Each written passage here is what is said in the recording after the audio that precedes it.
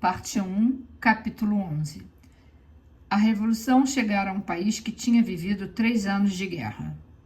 Em 3 anos, a Revolução tinha destruído os trilhos dos trens, abrasado os campos, explodido chaminés de fábricas em chuvas de tijolos e enviado homens para as filas com seus velhos cestos, esperando as pequenas gotas de vida que ainda pingavam dos centros de abastecimento. As florestas permaneciam em um silêncio nervoso, mas nas cidades a lenha era um luxo. Querosene era o único combustível para queimar. Só havia um dispositivo para queimar o querosene. Os benefícios da Revolução ainda estavam por vir. Mais um, o primeiro, já fora concedido. Em diversas cidades, inúmeros estômagos tinham aprendido a mendigar o fogo de sua subsistência para manter vivo o fogo de suas almas. A primeira insígnia de uma nova vida, o primeiro governante de um país livre, o Primus. Kira se ajoelhou junto à mesa e acionou o pistão do pequeno fogão de estanho em que figuravam as palavras autêntico Primus. Fabricado na Suécia. Observou como o fino jato de querosene enchia o depósito. Depois acendeu um fósforo, aproximou o querosene do depósito e aumentou a chama. Seus olhos muito atentos.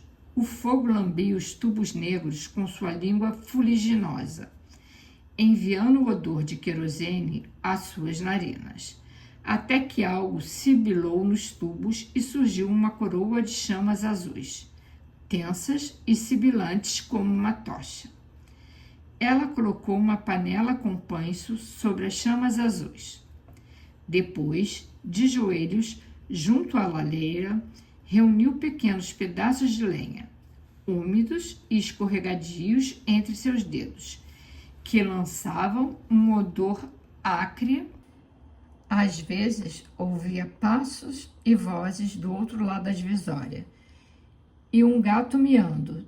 3 famílias viviam lá, mas ela nunca teve que encontrá-las. Quando Léo se levantava de manhã, encontrava a mesa arrumada na sala de jantar, com uma toalha branca e chá fervendo, e Kira caminhando ao redor da mesa com suas bochechas rosadas e olhos sorridentes, rápida e desenvolta, como se tudo aquilo tivesse sido feito por um passe de mágica. Desde o primeiro dia juntos, em sua nova casa, ela tinha dado um ultimato. Quando eu estiver cozinhando, você não pode me ver. Quando me vir, não pode saber que estive cozinhando. Ela sempre soube que estava viva. Nunca pensara muito sobre a necessidade de se manter viva. Descobriu rapidamente que o mero fato de seguir viva tinha se convertido em um problema complicado que exigia muitas horas de esforço. O simples fato de seguir viva, que sempre tomara como dado como arrogância e desdém.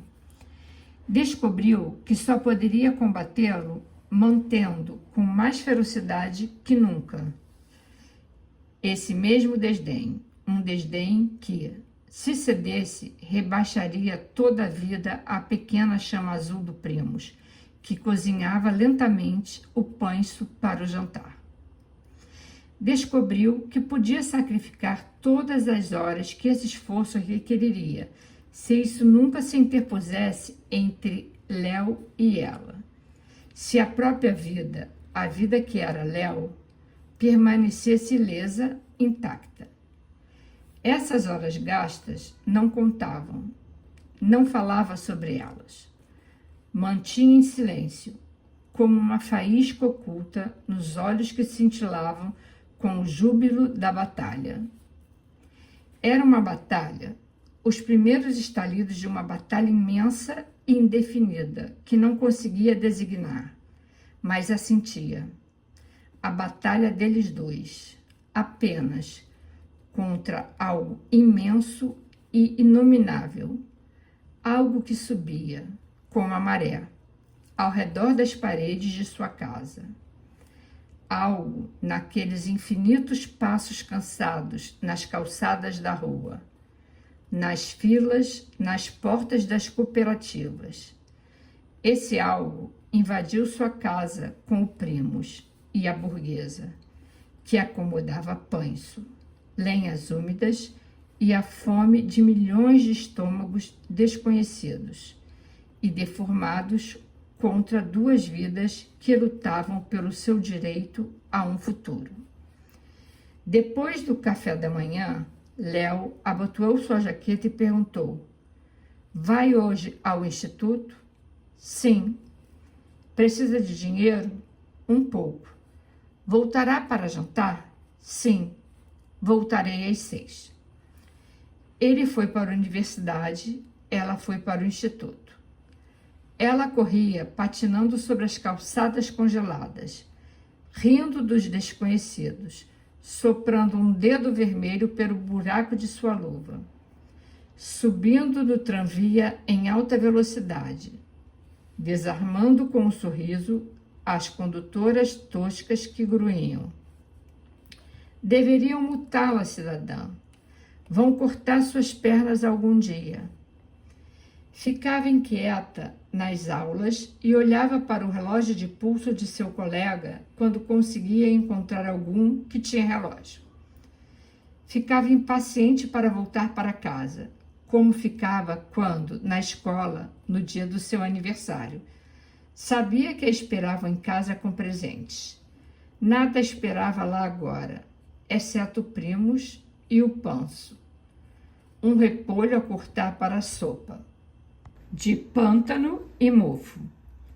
Abriu a portinhola da burguesa e acomodou as lenhas dentro, e a preencheu com jornais amassados. Acendeu um fósforo, assoprou com força, sua cara junto ao chão, seus cabelos sobre os olhos, enquanto a fumaça voltava em direção a ela, subindo até o teto branco, e as cinzas, ao voarem, entravam em suas narinas, acumulando-se em seus cílios. A burguesa era uma caixa de ferro quadrada com alguns tubos largos que chegavam até o teto e se dobravam em um ângulo reto até um buraco aberto sobre a lareira.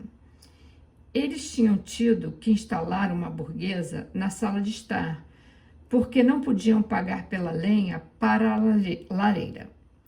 As lenhas sibilavam na caixa e, através das rachaduras nos cantos, dançavam chamas vermelhas.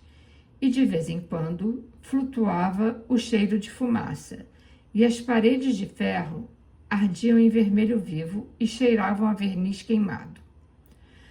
Os novos pequenos fogões eram chamados de burguesas, porque surgiram na casa daqueles que não podiam comprar toras inteiras para aquecerem as estufas de tamanho normal de suas outrora luxuosas casas. O apartamento do almirante Kovalensky tinha 7 quartos, mas 4 deles tinham sido alugados há muito tempo. O almirante Kovalensky tinha levantado uma divisória na sala, o que os separava de seus inquilinos. Agora, Léo era dono de 3 quartos, o banheiro e a porta dianteira. Os inquilinos eram donos de 4 quartos, a porta de serviço e a cozinha. Kira cozinhava no Primos e lavava os pratos no banheiro. E quando Léo voltava, uma voz que dizia detrás da porta fechada: "Estou em casa", e ela respondia com indiferença: "Estou ocupada", e ria sem emitir nenhum som, extasiada em meio ao vapor da sopa. Depois de jantar, ele levava os livros à burguesa e ela levava os dela. Ele estudava História e Filosofia na Universidade Estatal de Petrogrado. Ele também tinha um emprego. Quando, ao final de 2 meses, retornou à vida que a execução de seu pai havia interrompido, encontrou o emprego ainda esperando por ele. Era muito valioso para o Gozidá, o ente editorial do Estado. Pelas tardes, junto ao fogo que crepitava na burguesa, traduziu livros do inglês, do alemão e do francês. Ele não gostava dos livros. Eram romances de escritores estrangeiros, nos quais algum trabalhador pobre e honrado era sempre preso por roubar uma fatia de pão para alimentar a mãe faminta de sua linda e jovem esposa, que fora estuprada por um capitalista e se suicidado logo depois. Logo, o todo-poderoso capitalista demitia seu esposo da fábrica e seu filho tinha que mendigar na rua, sendo atropelado pela limusine do capitalista e com seus paralamas reluzentes e seu chofer de uniforme. Mas Léo podia trabalhar em casa e ganhava bem, embora, quando recebia seu dinheiro no Gozidá, sempre se seguia o comentário: deduzimos 2,5% como contribuição para a nova Associação de Química Vermelha para a Defesa do Proletariado, além da dedução de 5% para a Força Aérea Russa, 3% para a luta contra o analfabetismo e 5% para a sua previdência social. E quando Léo trabalhava, Kira se movia pela sala sem fazer barulho, ou se sentava em silêncio com suas anotações, gráficos e planos, e nunca o interrompia. Às vezes, eram interrompidos pelo Pravidon. Ele entrava, seu chapéu na nuca, e exigia sua cota para os encanamentos congelados da casa, as chaminés entupidas, as lâmpadas elétricas para as escadas. Alguém voltou a roubá-las. As goteiras no telhado, os degraus quebrados do sótão e a contribuição voluntária para a Força Aérea Vermelha.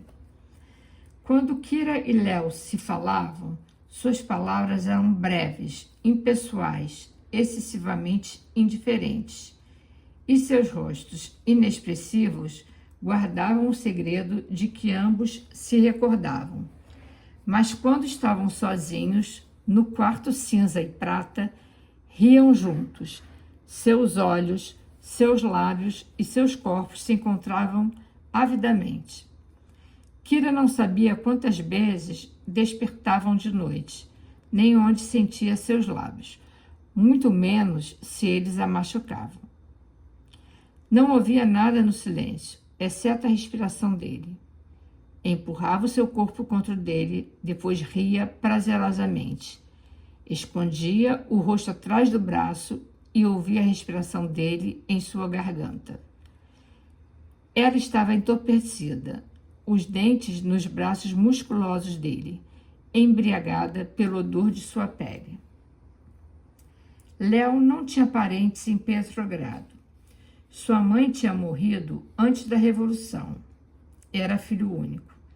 Seu pai tinha estado à frente a imensos trigais sob um céu azul que caía nos bosques escuros distantes. E pensava que algum dia esses campos e os bosques estariam aos pés de um garoto de cabelos e olhos escuros. E no coração dele havia um brilho mais luminoso que o do sol sobre o trigo maduro. O almirante Kovalensky raramente participava das cerimônias da corte. O deck de um barco lhe parecia mais estável sob seus pés do que o piso de uma madeira do Palácio Real. Mas, quando participava, os olhares de estupor, impaciência e inveja seguiam a mulher que se movia lentamente em seus braços. Sua esposa, condessa de nascimento e de sobrenome tradicional, tinha a beleza de vários séculos reunidos em todos os contornos de seu corpo perfeito. Quando faleceu, o almirante Kovalensky notou os primeiros cabelos grisalhos nas têmporas, mas, no fundo do coração, com palavras que não se atrevia a pronunciar, dava graças a Deus pela morte de ter levado sua esposa em vez de seu filho. O almirante Kovalensky tinha um só tom de voz, com o qual dava ordem a seus marinheiros e falava com seu filho. Alguns diziam que era demasiado amável com seus marinheiros, e outros que era demasiado severo com seu filho. Mas adorava o garoto, cujo nome seus tutores estrangeiros tinham mudado para Léo, em vez do russo Lev, e se sentia indefeso frente ao menor sinal de desejo nos altivos olhos escuros do garoto.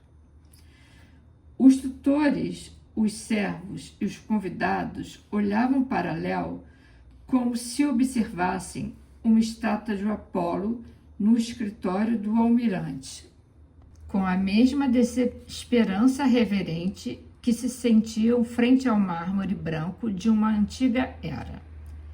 Léo sorria. Era a única ordem que tinha que dar, a única desculpa para quaisquer de suas ordens. Quando seus jovens amigos se referiam em voz baixa às últimas histórias francesas, Léo citava Spinoza e Nietzsche. Citava Oscar Wilde em reuniões puritanas do rígido clube feminino de caridade de sua tia. Descobria a superioridade da cultura ocidental sobre a da Rússia, com os velhos e austeros amigos diplomatas de seu pai. Eslavófilos raivosos, saudando-os com um insolente estrangeiro hello. Uma vez, aos 18 anos, quando foi se confessar, fez o velho sacerdote ficar vermelho com suas revelações, as quais o venerável dignatário não tinha conhecido em seus 70 anos. Ressentido com o retrato do czar no escritório de seu pai, e pela inquebrantável e irracional lealdade do almirante, Léo participou de uma reunião de jovens revolucionários. Mas, quando um jovem não barbeado pronunciou um discurso sobre a fraternidade dos homens, chamando-o de camarada, Léo assoviou o hino Deus salve o czar e foi para casa. Ele passou sua primeira noite na cama de uma mulher aos 16 anos. Quando a conheceu em alguns salões reluzentes, seu rosto permaneceu cordialmente impassível, enquanto se inclinou para beijar a mão dela. O marido de cabelos grisalhos não suspeitava das lições que a fria e desdenhosa beleza que possuía estava dando àquele garoto esguio de cabelos negros. A essa se seguiram muitas outras.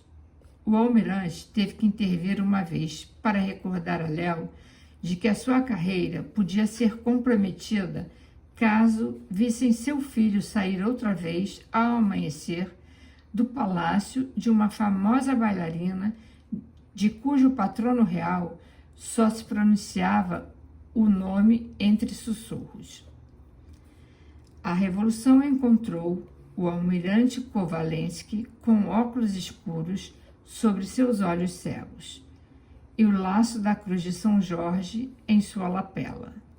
Encontrou Léo com um sorriso lento e desafiador, andando com pressa, com o chicote perdido que ele tinha nascido para carregar. Por 2 semanas, Kira não o recebeu nem fez visitas. Então, recorreu a Irina.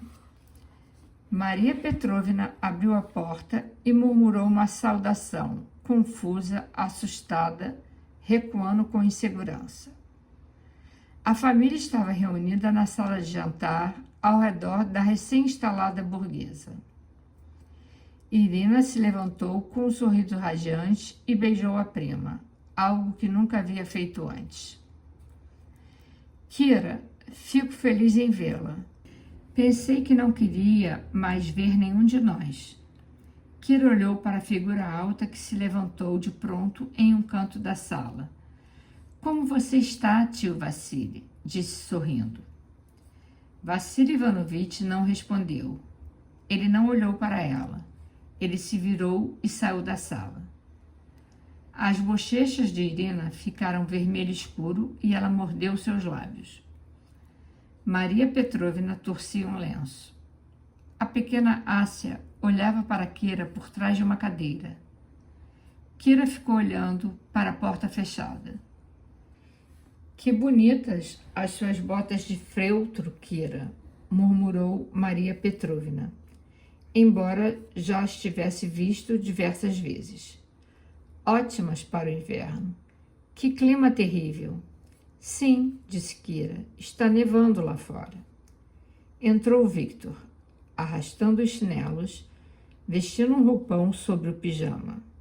Era o fim da tarde, mas seu cabelo despenteado tapava seus olhos vermelhos e inchados pelo sono interrompido. Kira, que agradável surpresa! Inclinou-se efusivamente e estendeu a mão. Apertou a mão de Kira com um olhar atrevido, jocoso, como se ambos compartilhassem um segredo. Não te esperávamos, Kira, mas tantas coisas inesperadas acontecem hoje em dia. Não se desculpou por sua aparência. Sua arrogância despreocupada parecia dizer que essa aparência não devia ter nenhum impacto sobre ela. Bem, Kira, não é o camarada Taganov. Afinal... não se faça de desentendida. Ouvem-se coisas no Instituto. Contudo, é útil ter como amigo o camarada Taganov. Ele tem uma posição muito influente. Venha calhar, caso você tenha algum amigo na prisão. Victor, disse Irina, você parece um porco e fala como tal. Vá lavar seu rosto. Quando eu receber ordens de você, querida irmã, pode avisar os jornais. Crianças, crianças, suspirou Maria Petrovna impotente. Tenho que ir, disse Kira. Passei apenas para uma visita rápida a caminho do instituto. Kira, suplicou Irina, não vá embora, por favor. Tenho que ir, tenho aula. Que diabos, disse Irina. Todos têm medo de lhe perguntar, mas eu perguntarei antes que você vá embora. Qual o nome dele? Leo Kovalensky. Não é o filho de... engasgou Maria Petrovna. Sim, disse Kira. Quando a porta se fechou atrás de Kira, Vassili Ivanovich voltou. Maria Petrovna buscou nervosamente sua lixa de unhas e se distraiu fazendo a manicure, evitando olhá-lo nos olhos. Ele colocou uma lenha no fogo da burguesa. Não disse nada. Pai, o que Kira... Irina começou. Irina, esse tema não está aberto a discussões. O mundo está todo de cabeça para baixo, disse Maria Petrovna e tossiu. Victor olhou para seu pai com um olhar radiante de compreensão mútua. Mas Vassili Ivanovich não respondeu. Deu a volta de propósito. Ele vinha evitando Victor há semanas.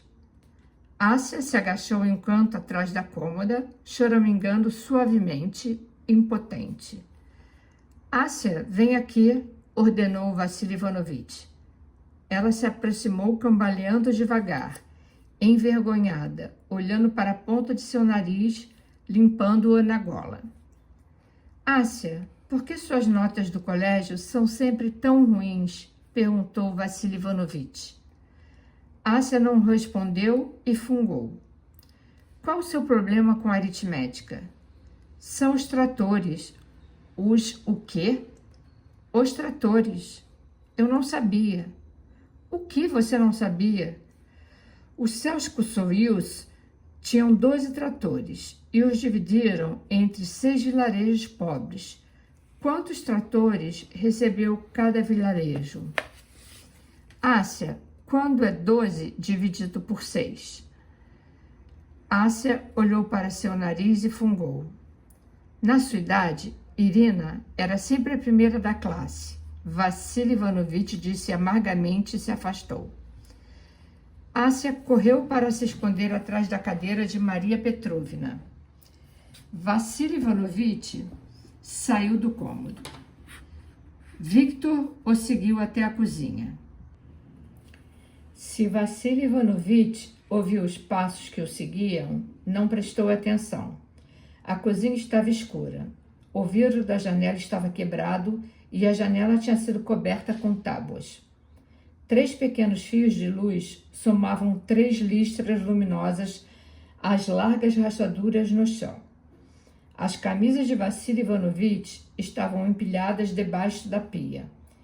Ele se abaixou lentamente, colocou as camisas em uma panela de latão e a completou com água fria. Sua mãozona se fechou sob uma barra de sabão azulado. Pouco a pouco, desajeitado, esfregou o colarinho de uma camisa. Tiveram que despedir a criada. E Maria Petrovna estava muito fraca para trabalhar. Qual é o problema, pai? Perguntou Victor. Vassily Ivanovitch respondeu sem se virar. Você sabe. Victor protestou energicamente. Mas, pai, eu não tenho a menor ideia. Fiz algo errado ultimamente? Você viu aquela garota? Kira? Sim, por quê? Pensei que poderia confiar nela como na minha própria alma, mas a alcançaram. A revolução a alcançou. E você é o próximo.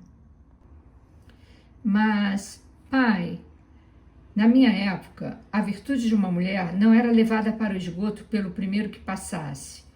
Mas, Kira, suponho que eu seja antiquado. Nasci assim e assim morrerei. Mas todos os jovens apodrecem antes de amadurecer. Socialismo, comunismo, marxismo e a decência que vá para o inferno. Mas pai, eles lhe alcançarão de outra forma. Estive observando. Durante as últimas semanas, seus amigos têm estado... Você chegou de uma festa hoje cedo. Você não desaprova uma festinha, não é? Quem eram os convidados?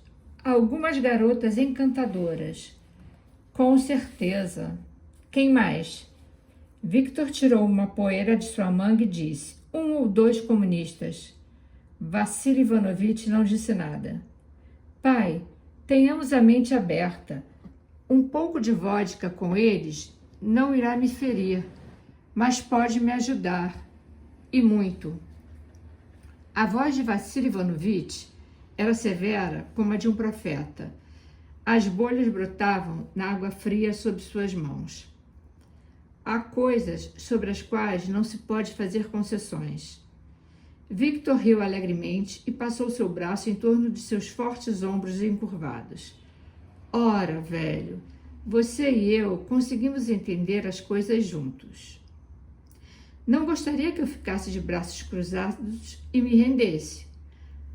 Porque eles têm o poder, não é? Derrotá-los em seu próprio jogo? É isso que vou fazer. Diplomacia, a melhor filosofia de nosso tempo. É o século da diplomacia. Não pode ser contra isso, não? Mas você me conhece. Isso não vai me afetar. Não vai me alcançar. Continuo sendo muito cavalheiro. Vassily Ivanovitch virou-se para ele. Um raio de luz, através das brechas da janela, cruzou seu rosto. O rosto não era de um profeta. Os olhos, sob as densas sobrancelhas brancas, estavam esgotados, impotentes. O sorriso era tímido. O sorriso era um esforço, assim como as palavras. Eu sei, filho. Confio em você. Bem, você sabe o que faz. Mas estes são tempos estranhos. E você... Bem, Irina... E você são tudo o que me resta. Irina foi a primeira do antigo mundo de Kira a visitá-la em sua nova casa. Léo se inclinou de forma cortês, com deferência, mas Irina o encarou fixamente, sorriu e disse sem rodeios: Bem, gosto de você. Mas eu já esperava gostar de você. Espero que goste de mim, porque sou a única parente que você verá por um longo tempo. Mas todos me farão perguntas sobre você, tenha certeza disso. Eles se sentaram na penumbra da grande sala de visitas e falaram sobre Rembrandt, quem Irina estava estudando, sobre o novo perfume que Vavá Milosvskaya tinha conseguido com um contrabandista. Perfume francês autêntico, Coty, que custava 50 milhões de rublos por frasco. E Irina tinha roubado uma gota para seu lenço. E Maria Petrovna chorara ao cheirá-lo. Sobre o filme americano a que Irina tinha assistido, em que as mulheres usavam vestidas com lantejoulas sem mangas, e em que se via uma imagem de Nova York pela noite, com arranha-céus de verdade, de infinitos andares com janelas iluminadas sob o céu negro. E ela ficou lá por 2 sessões para ver a tal imagem, mas que durava tão pouco, só um instante, e que ela gostaria de desenhar Nova York. Ela tinha pegado um livro da mesa e estava atarefada desenhando no verso da capa branca, movendo o lápis muito rápido. Quando terminou, ela jogou o livro para Kira, do outro lado da sala. Kira olhou para o desenho. Era um retrato de Léo, ereto, de corpo inteiro nu. Irina deveria mostrá-lo a ele. Léo sorriu, com os lábios caídos, olhando para Irina de forma inquisidora. Este é o estado que mais lhe favorece, explicou Irina. E não me diga que minha imaginação o lisonjeia, porque não é o caso. As roupas não escondem nada de... Bem, sim, de um artista. Alguma objeção? Sim, disse Léo. Este livro pertence ao Gosidato. Ah, bem, ela arrancou rapidamente a capa. Diga a eles que utilizou a capa para fazer um cartaz revolucionário. Sozinha com Kira por um instante, antes de ir embora, Irina olhou seriamente com curiosidade e quase timidez e sussurrou. Está feliz? Kira disse com indiferença. Estou feliz. Kira quase nunca falava sobre o que pensava, e menos ainda sobre o que sentia. Não obstante, havia um homem para quem ela fazia uma exceção, em ambos os casos. Fazia outras exceções para ele também, e se perguntava vagamente por que as fazia. Os comunistas despertavam medo nela, o medo de sua própria degradação, caso se relacionasse, falasse ou mesmo olhasse para eles. O medo não de suas pistolas, suas prisões e seus olhos secretos e vigilantes, mas de algo por trás de suas testas enrugadas, algo que tinham, ou talvez algo que não tinham e que a fazia sentir como se estivesse sozinha na presença de uma besta com as mandíbulas abertas, a qual ela nunca poderia controlar. Mas sorria com confiança para Andrei Taganov. E, espremida contra a parede, em um auditório vazio no instituto, com os olhos radiantes e um sorriso tímido e confiante, como uma criança que busca uma mão que a guia, ela disse: Estou feliz, Andrei. Ele não a via por muitas semanas. Sorriu cordial e tranquilamente, olhando para os seus olhos ansiosos. Senti saudades, Kira. Senti saudades, Andrei. Eu estive ocupada. Não quis te procurar. Pensei que preferiria que eu nunca procurasse em sua casa. Veja bem. Então ela parou. Não podia lhe contar. Ela não podia levá-lo à sua nova casa, a casa de Léo.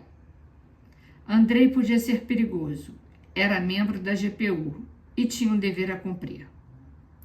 Era melhor não desafiar esse dever. Então Kira apenas disse: Sim, Andrei. Melhor que nunca me procure na minha casa. Não irei, mas você virá com mais frequência às aulas?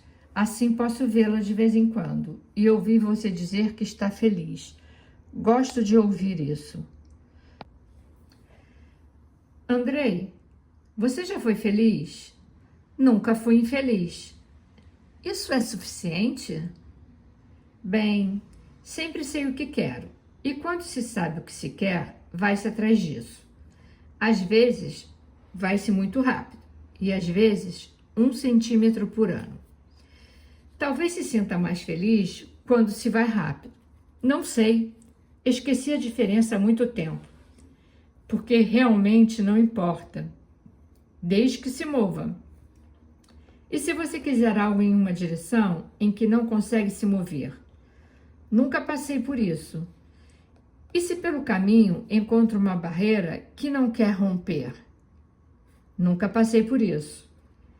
Ela se lembrou repentinamente. Andrei, você nem sequer perguntou por que eu estou feliz? Faz diferença, desde que esteja. Ele segurou as 2 mãos dela, finas e confiantes, entre seus 5 dedos fortes. Os primeiros indícios da primavera em Petrogrado eram lágrimas e sorrisos. Os homens sorriam, as casas soltavam as lágrimas. No alto dos telhados, a neve derretia. Cinza como a poeira da cidade, como algodão sujo, quebradiço e brilhante como açúcar molhado. As gotas cintilantes caíam lentamente sobre os riachos que saíam dos canos e atravessavam as calçadas até os bueiros, empurrando gentilmente tocos de cigarros e cascas de girassol. Os homens saíam das casas e respiravam fundo, e sorriam, e não sabiam por que sorriam, até que olhavam para cima e viam que sobre os telhados o céu era de um tom azul fraco, vacilante, incrédulo, um azul muito pálido, como se um pintor tivesse diluído a cor de seu pincel em um imenso pote de água e como se na água só houvesse a gota de uma promessa. Uma massa gelada se movia sob as galochas e o sol formava brilhos brancos nos calçados pretos de borracha. Os condutores de trenós gruíam enquanto passavam por colinas marrons. Uma voz exclamava: "Sacarina, cidadãos!" Gotas golpeavam as calçadas com monotonia e persistência, como uma metralhadora lenta e distante. Uma voz exclamava: "Violetas, cidadãos!" Pavel Serov comprou botas novas. Piscando os olhos por causa do sol, olhou para a camarada Sônia e comprou para ela um pedaço de bolo quente de repolho de uma mulher na esquina. Ela o mastigou sorrindo. Disse: "Às 3, dar uma palestra no Komsomol sobre nossa condução à frente da NPE. Às 5, dar uma palestra no Clube de Rabfá sobre mulheres proletárias e analfabetismo. Às 7, debate na sede do partido sobre o espírito do coletivo. Por que não passa lá em casa às 9? Parece que nunca o vejo. Sônia, velha amiga, não posso abusar do seu tempo valioso. Pessoas como você e eu não têm vida privada, exceto a do nosso dever de classe", disse ele. Havia fila nas portas das sapatarias. Os sindicatos estavam distribuindo cupons para a compra de galochas. Maria Petrovna ficou na cama quase todo dia. Viu o sol através dos vidros de uma janela fechada e escondeu seus lenços da vista de todos. O camarada Lenin tinha sofrido um segundo derrame e havia perdido seu poder de fala. O Právida disse: "Nenhum sacrifício maior para a causa do proletariado que um líder que consome sua vontade, sua saúde e seu corpo no esforço sobre-humano da responsabilidade depositada sobre seus ombros pelos trabalhadores e campesinos. Victor convidou 3 estudantes comunistas para seu quarto e debateram sobre o futuro da eletrificação proletária. Ele os fez sair pela porta de serviço para evitar Vassili Ivanovich. A Inglaterra tinha planos traiçoeiros contra a República dos Trabalhadores e dos Campesinos. O ensino do inglês estava proibido nas escolas. Ásia teve que aprender alemão, choramingando pelas diferenças de der, dir, das, tratando de lembrar que foi o que nossos irmãos de classes alemães tinham feito em Rapallo. O chefe da Gosda disse: o proletariado da cidade se manifestará amanhã para protestar contra a polícia francesa no Ruhr. Espero que todos os nossos funcionários participem. Camarada Kovalensky. Léo disse: ficarei de cama. Amanhã terei enxaqueca. Vassili Ivanovich vendeu a proteção da lâmpada da sala. Ficou só com a lâmpada, pois era a última. Nas tardes escuras e quentes, as igrejas ficavam cheias de cabeças baixas, incensos e círios. Lídia rezou pela Santa Rússia e pelo pavor surdo que sentia em seu coração. Andrei levou Kira para o Teatro Mariinsky e viram o balé de Tchaikovsky, A Bela Adormecida. Ele a deixou em casa junto com Moika e ela pegou um tramvia até sua outra casa. Uma neve leve se derretia em seu rosto, como a chuva. Léo perguntou: como está o seu amigo comunista? Você se sentiu sozinho? Perguntou ela. Ele tirou o cabelo dela da testa e olhou para seus lábios, em uma tensão deliberada de se recusar a beijá-la. Ele respondeu: gostaria de dizer que não, mas sabe que sim. Seus lábios quentes recolheram a fria chuva primaveril dos lábios dela. O ano de 1923, como qualquer outro, teve uma primavera.